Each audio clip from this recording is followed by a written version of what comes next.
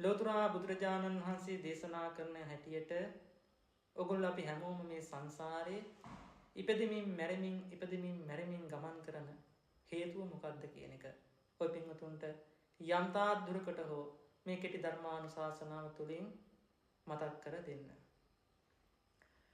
පින්වතුනි අපි මේ සංසාරේ පුරාවටම ඉපදෙමින් මැරෙමින් මේ විදිහට ගමන් කරන්නේ කර්ම බලවේගය නිසා.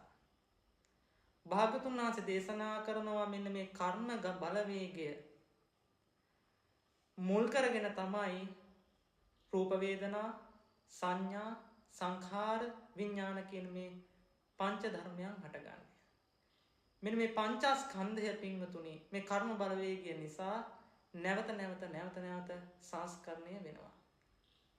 හැබැයි අපිට සත්‍යයට මේක තේරුම් ගන්න පුළුවන් කමක් නැහැ. අවිද්‍යාන්ධකාරයේ ගිලිලා ඉන්න නිසා. ලෝතර බුදුරජාණන් වහන්සේ දේශනා කරනවා මහණෙනි එදා ඒ වජ්‍රාසනයේ මැත්තේදී ලෝතර බුදු වෙන වෙලාවේ සර්වඥතා ඥාණයෙන් මම දැක්කා මෙන්න මේ අවිද්‍යාව ප්‍රත්‍ය හේතු කොටගෙන හටගත්ත දෙයක් කියලා. මෙන්න මේ ප්‍රත්‍ය හේතු කොටගෙන හටගන්න මේ අවිද්‍යාවට මුල් වෙන්නේ පංච ධර්මයන්. මෙන්න මේ පංචස්කන්ධය හටගන්නේ කුමක් නිසාද? පංචස්කන්ධය හටගන්නේ පින්වතුනි ත්‍රිවිධ දුස්චරිතය නිසා. ත්‍රිවිධ දුස්චරිතය හටගන්නේ ඉන්ද්‍රිය අසංවරය නිසා. ඉන්ද්‍රිය අසංවරය හටගන්නේ සති සම්පජඤ්ඤයෙන් තොරවීම නිසා. එහෙම නැත්නම් අසති අසම්පජඤ්ඤය නිසා.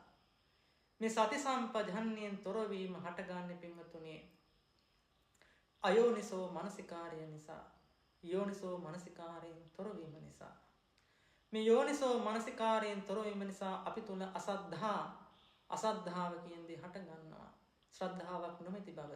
බුද්ධ රත්නය, ධර්ම රත්නය, සංඝ රත්නය කෙරෙහි අපි තුල ශ්‍රද්ධාවක් නැති වෙනවා. මෙන්න මේ අසද්ධාවට හේතු වෙන්නේ මොකද්ද? අසත් ධර්මයේ ශ්‍රවණය කිරීම. අසත් ධර්මයේ ශ්‍රවණය කරන්නේ ඇයි අපි? අසත්පුරුෂයන් ආශ්‍රය කිරීම නිසා. කල්යාණ මිත්‍ර සේවනයෙන් වැළකීලා පාප මිත්‍රයන් ඇසුරු කරනවා. අසත්පුරුෂයන් සේවනය කරනවා. මෙන්න මේ අසත්පුරුෂ ඇසුර නිසා අපි තුල පින්වතුනි අසද්ධාව, ශ්‍රද්ධාව නොමැතිකම ඇති වෙනවා. මෙන්න මේ අසද්ධාව නොමැතිකම නිසා අපි ධර්මයේ ශ්‍රවණය කරන්නේ නැහැ. ධර්මය අනුව අපි ක්‍රියා කරන්නේ නැහැ.